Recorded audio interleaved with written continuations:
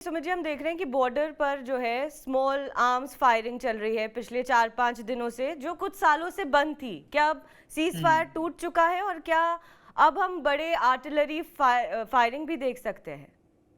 देखिए, ब निश्चित तौर पर सीज़फायर वायलेशन आप कह सकते हैं कि सीज़फायर बिल्कुल पु टूट चुका है और अब निश्चित तौर पर भारतीय सेना का एक सीधा जवाब है कि जैसा आप करेंगे वैसा जवाब आपको दिया जाएगा और तुरंत दिया जाएगा। अभी अगर आप देखें कि लगातार हमने देख रहे थे कि पिछले 2 दिनों पहले तक सिर्फ़ और सिर्फ़ कुछ एरिया में, उरी का एरिया है, दूसरे एरियाज़ के अंदर, लेकिन अब जम्मू के एरियाज़ में भी हमने देखा कि सीज़फायर वायलेशन लगातार किया जा रहा है। तो अब कोशिश ये की जा रही है कि अगर पाकिस्तान की तरफ से ऐसी कार्रवाई जारी रही, तो फिर आर्टिलरी का या फिर आप कह सकते हैं कि हेवी आर्टिलरी का इस्तेमाल भी किया जाएगा और वो इसलिए भी किया जाएगा क्योंकि पाकिस्तान अब भी इस कोशिश में है कि इस फायरिंग की आड़ के अंदर वो इन्फिल्ट्रेशन कराए उन आतंकवादियों को, उन आतंकी संगठनों को जिनसे वो भारत में दहशत फैलाना चाहता है। तो पाकिस्तान आर्मी के हमेशा जो मोटिव रहे हैं इन सीजफायर वॉलेशन के पीछे, वो सीधे तौर पर आतंकियों की घुसपैठ को लेकर रहे हैं और इस समय जी। पाकिस्तान बहुत ज्यादा बौखलाया हुआ है। तो अपने डर को या फिर आप कह सकते हैं अपनी दहशत को दिखाने के लिए भी, अपने मजबूती को दिखाने के लिए भी पाकिस्तान इस तरीके की हरकतें कर रहा है। जी, बिल्कुल। जैसा कि हमने देखा कि राजनाथ सिंह जो हैं वो मीटिंग ले रहे हैं आर्मी चीफ, नेवी चीफ और एयरफोर्स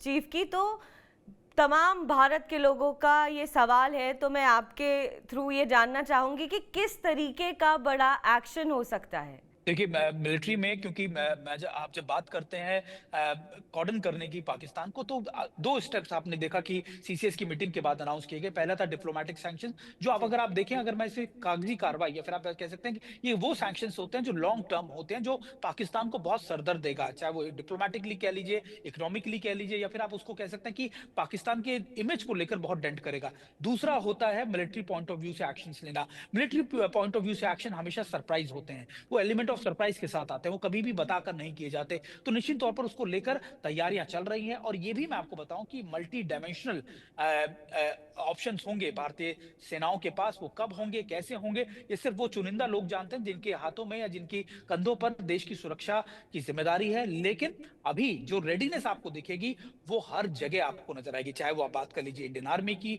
एयरफोर्स की, नेवी की, यहां तक कि हमारी पैरामिलिट्री फोर्सेस की भी, चाहे वो बिल्कुल। बीएसएफ आप कह लीजिए या सीआरपीएफ के आप कह लीजिए, जो इंटरनल जी। सिक्योरिटी का काम भी करती है कश्मीर में। तो सभी इस समय अपने अपने प्रपोजल के साथ, अपनी अपनी क्षमताओं के साथ पूरी तरीके से इन कामों पर लग गई है और माना यही जा रहा है, क्योंकि जो आपने जो पहले भी उदाहरण भारतीय सेना ने स्टेब्लिश की है, सेनाओं ने, वो यही होगा कि इस बार का जवाब उनसे भी बड़ा होगा और बहुत कड़ा होगा। जी। समझिए ऐसा पहली बार हम देख रहे हैं कि पहलगाम आतंकी हमले के बाद अमेरिका जो है वो खुलकर भारत का साथ दे रहा है, चाहे ट्रंप का स्टेटमेंट हो, तुलसी गबर्ड का हो या काश पटेल का हो। अगर जंग छिड़ती है तो अमेरिका भारत को कितना सपोर्ट करेगा? देखिए, वैसे अगर आप देखा जाए कि आज के संदर्भ में अगर आप बात करें, दुनिया जानती है कि दुनिया के किसी देश के अंदर सीधे तौर पर अटैक हो, सीधे तौर पर पाकिस्तान का नाम सामने आता है। और जी। यही सबसे बड़ा कंसर्न है, यही सबसे बड़ी बात है कि पाकिस्तान के नाम को लेकर दुनिया का हर तमाम देश उससे बचना चाहता है। पाकिस्तान इस कोशिश में था कि शायद पाकिस्तान को मदद मिलेगी अमेरिका से, दूसरे देशों से, लेकिन ऐसा हो नहीं रहा है। और ये भारत की जो स्ट्रेटेजिक पार्टनरशिप इस समय भारत के साथ बनी है यूएस की, वो इतनी ज्यादा मजबूत है कि वो पाकिस्तान को डरा रही है। पाकिस्तान जो चीन के साथ जो साजो सामान इस्तेमाल करता है, वो ऐसा नहीं है कि जो बहुत ज्यादा ट्राई एंड टेस्टेड हो वॉर जोन्स के हम्म। अंदर या कॉन्फ्लिक्ट जोन के अंदर। तो ये पाकिस्तान का मेजर कंसर्न है। लेकिन अभी के हिसाब से जो प्रतिक्रियाएं अमेरिका की तरफ से निश्चित तौर पर आ रही है, वो पाकिस्तान के लिए कंसर्निंग थी और वो सीधे तौर पर ये दिखाती है कि इस समय भारत के साथ अमेरिका सीधे तौर पर खड़ा है। जी। वही मैं एक और मेरा इस पर सवाल आपसे होगा कि अगर ऐसा होता है हाइपोथेटिकली, तो क्या भारत को P5 देशों की ज़रूरत पड़ेगी या भारत अकेले सक्षम है ये जंग लड़ने के लिए? देखिए, वैसे तो भारत, आपको याद होगा कि जब ये पूरा अटैक हुआ था, उसके बाद सीसीएस की मीटिंग हुई और भारत हुँ। ने करीबन 20 से 25 से ज़्यादा जो न्यू दिल्ली में मौजूद राजदूत हैं, एनवॉयज़ हैं, उनको बुलाकर जी। एक बड़ी मीटिंग की थी, जिसमें पाकिस्तान के उन सभी हैंडलर्स की जानकारी दी, उन सबूतों की जानकारी दी। और वो इसलिए किया गया क्योंकि कॉन्फिडेंस बिल्डिंग होती है कि देखिए, हमारे साथ ये लगातार हुआ, हम लगातार ये बात कहते आए हैं कि पाकिस्तान लगातार इन आतंकी संगठनों को पैदा करता है, उनको तैयार करता है और ये एक बार फिर पाकिस्तान की तरफ से इनिशिएट किया गया। तो भारत ये बात लगभग उस मीटिंग के अंदर कन्वे कर चुका है, जिसमें अमेरिका भी था, चीन भी था, यूरोप के कई देश थे, उसमें रशिया भी था। तो तमाम उन देशों को ये आप कह सकते हैं कि रुख भारत अपना क्लियर कर चुका है। लेकिन ये ज़रूर है, स्पेकुलेशन ज़रूर है कि उस P5 के देशों में एक देश ऐसा है जो अपने इकोनॉमिक इंटरेस्ट को लेकर, जिसका नाम चीन है, वो जी। अपने इकोनॉमिक इंटरेस्ट को साधते हुए ज़रूर कोशिश करेगा कि वो पाकिस्तान को सेफगार्ड करे। लेकिन भारत की जो स्ट्रैटेजी रही है, जो क्लियरेंस रही है, वो सीधे तौर पर कि जब हमारी देश की सीमाओं की रक्षा की बात आती है या फिर जो उन पर जवाबी कार्रवाई की बात आती है, तो शायद से भारत अपने कॉन्फिडेंस बिल्डिंग का काम जरूर करता है, लेकिन वो स्वतंत्र रहता है ऐसे किसी भी एक्शंस को लेने के लिए। जी सुमित जी, मेरा आपसे बस एक आखिरी सवाल है कि खबरें ये भी आ रही हैं कि जो आसिम मुनीर हैं पाकिस्तान के आर्मी चीफ, उन्हें हमले का मास्टरमाइंड कहा जा रहा है हर तरफ से, और उन्होंने जो है अपने परिवार को लंदन भेज दिया है। तो ये ऐसा क्यों डर है वहाँ के आर्मी वालों को?